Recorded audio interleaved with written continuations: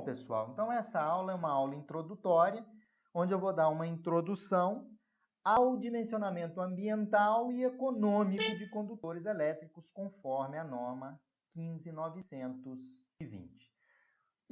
Primeiramente, para a gente entender a metodologia, que não é complexa, é importante entender o que é o dimensionamento ambiental de um condutor. O que é esse dimensionamento ambiental de um condutor?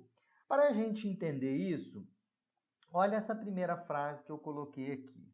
Devido à resistência do cabo elétrico, pessoal, ele dissipa energia na forma de calor.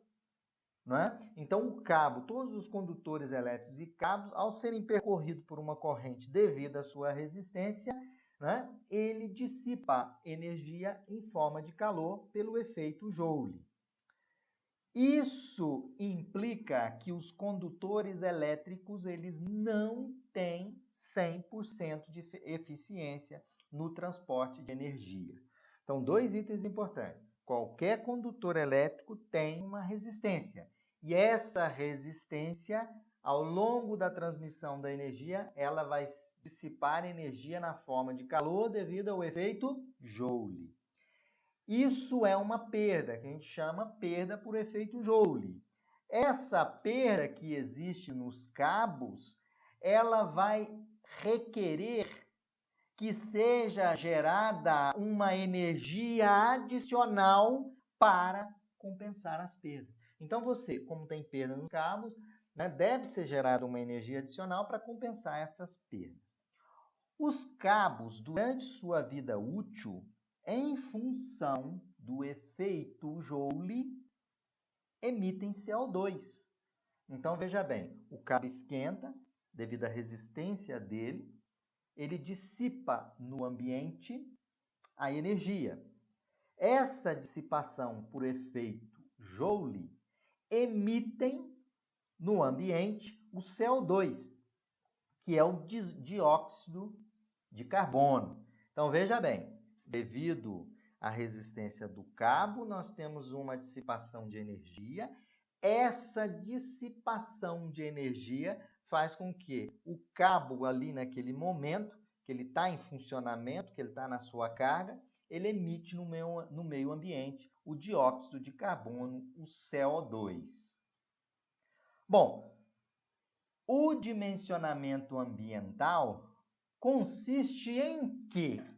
Pessoal, o dimensionamento ambiental consiste em reduzir a perda por efeito Joule e assim diminuir a emissão de dióxido de carbono, que é o CO2, devido ao aquecimento dos cabos. Então, veja bem, então o dimensionamento ambiental é eu dimensionar o condutor de tal forma que ele reduza a emissão de CO2 em função do aquecimento da perda Joule, por efeito Joule. Então, eu tenho que reduzir a perda. Agora, pessoal, reduzir a perda por efeito Joule. Como que eu reduzo isso? Obviamente, aumentando a seção do condutor. Quando você aumenta a seção do condutor, diminui a resistência do condutor. Diminuindo a resistência, você vai diminuir a potência dissipada e a energia dissipada. Portanto, diminuir a perda por efeito Joule significa reduzir a resistência do cabo. E para isso é necessário aumentar a seção transversal do condutor. E isso vai implicar numa redução da emissão de CO2 significativamente. Então, tem aqui no nosso desenho os cabos, à medida que passa a corrente elétrica por eles, devido à sua resistência, eu tenho uma corrente e eu tenho o tempo. O produto da resistência vezes a corrente ao quadrado vezes o tempo me dá a energia dissipada. Essa energia dissipada lançada ao ambiente, ela lança junto o CO2. Como que eu reduzo a emissão de CO2? aumentando, verificando aqui na segunda lei de Ohm, aumentando a seção do condutor. Porque à medida que eu aumento a seção do condutor, eu vou diminuir a resistência. Diminuindo a resistência, diminuir as perdas, ou seja, diminuir a energia dissipada. Obviamente, vai reduzir a emissão de CO2. Então, pessoal, o que é o dimensionamento ambiental? O dimensionamento ambiental é aumentar, fazer um dimensionamento de tal forma que a seção do condutor seja aumentada de tal forma a minimizar as perdas, portanto, reduzir a emissão de CO2 no ambiente, no meio ambiente. Ok, pessoal? Bom, agora temos que entender o que é o dimensionamento econômico. Quando nós aumentamos a seção do condutor, significa que nós vamos aumentar o custo inicial do cabo, né? Seus acessórios, o custo do cabo, dos seus acessórios, das linhas e da mão de obra para a instalação. Então, é interessante nós encontrarmos um compromisso entre as duas variáveis, que é redução das perdas versus aumento do custo inicial da instalação, que é chamado dimensionamento econômico. Então, o dimensionamento econômico é escolher para aquele condutor uma seção com menor perda, mas que eu tenha um compromisso com o custo inicial da minha instalação elétrica. E aí a gente dá o nome, né, de dimensionamento econômico. Tá? Então, dimensionamento ambiental significa você reduzir as perdas por efeito Joule, que é aumentando a seção do condutor.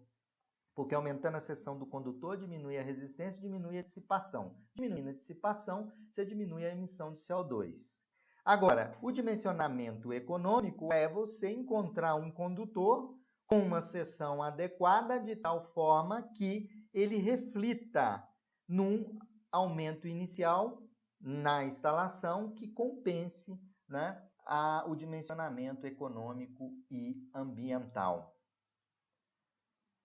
Bom, onde aplicar o dimensionamento ambiental e econômico? Né? Então, existem situações onde o emprego de tais critérios, né, ele é particularmente mais interessante. As situações são aquelas que envolvam circuitos com cargas relativamente elevadas. Então, nesse caso, que funcionam por longos períodos de tempo. Né? Pode ser aplicado em instalações prediais, comerciais, industriais ou nas redes de distribuição de energia pública.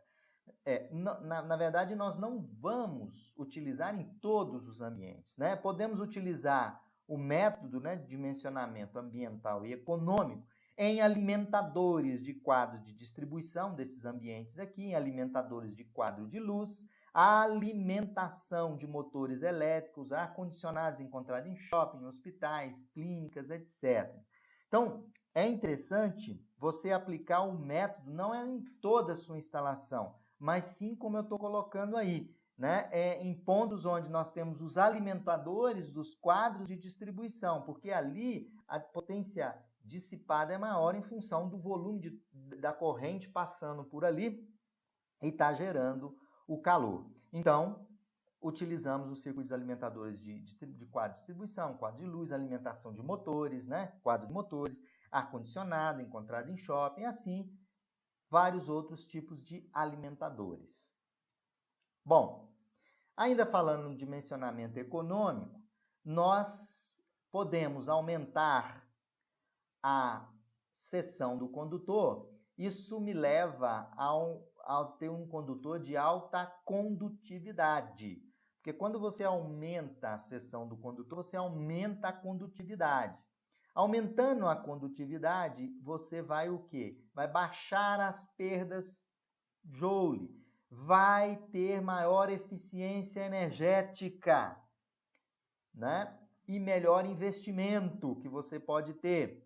E também menor emissão de CO2. Isso vai contribuir, né, para a sustentabilidade ambiental. Né? Isso tudo fazendo o dimensionamento do cabo em função da questão ambiental e a questão econômica. Então, a base de tudo isso é contribuir para a sustentabilidade ambiental. Não é? De que forma? Você aumenta a seção do condutor, isso diminui as perdas, você terá maior eficiência energética, melhor investimento, né? Isso você vai ter uma redução do CO2 que vai contribuir por um fator muito importante, que é a sustentabilidade ambiental. Pessoal, então, nós encerramos essa aula. Eu queria deixar aqui claro quais as bibliografias que nós utilizamos, que eu utilizei, na verdade, para montar essa aula. É a NBR 15920, ela é de 2011. Ela trata do dimensionamento econômico e ambiental de cabos.